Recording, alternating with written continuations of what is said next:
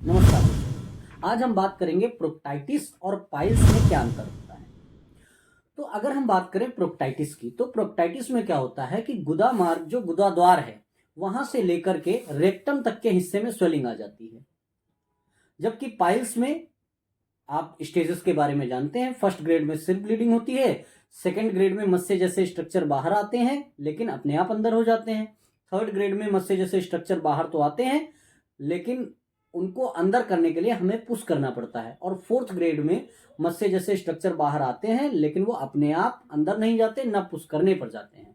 प्रोक्टाइटिस में स्वेलिंग होती है, हैवीनेस लगती है, कई बार ब्लीडिंग भी होती है। लेकिन पाइल्स की ब्लीडिंग में सिर्फ ब्लीडिंग होती है, प्रोक्टाइटिस की ब्लीडिंग में साथ में म्यूकस भी आता है।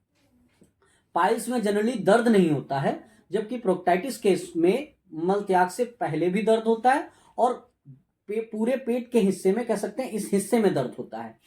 और लेफ्ट साइड ज्यादा प्रोमिनेंट देखने को मिलता है क्योंकि कई बार कॉलन में भी इंफेक्शन फैल जाता है।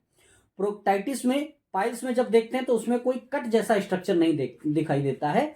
लेकिन प्रोक्टाइटिस के केस में जब गुदा मार्ग को बाहर से एग्जामाइन करते हैं तो उसमें मल्टीपल कट्स दिखते हैं।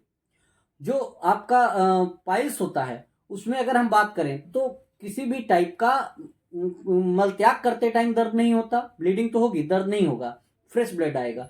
जबकि प्रोक्टाइटिस के केस में कई बार कॉलन के इफेक्ट होने की वजह से थोड़ा डार्क कलर का भी ब्लड देखने को मिलता है, स्वेलिंग है। अच्छा, पाइल्स के केस में जो इलाज है, ट्रीटमेंट है, उसमें देखें तो आराम अगर फर्स्ट या सेकंड ग्रेड में है तो आराम जल्दी मिल जाता है। प्रोक्टाइटिस के केस में थोड़ा सा टाइम लगता है क्योंकि उसमें स्वेलिंग ऊपर तक होती है, तो जांच के लिए कई बार सिग्मोइडोस्कोपी या कोलोनोस्कोपी भी करानी पड़ सकती है। तो उम्मीद है आपको दोनों में अंतर समझ आया होगा।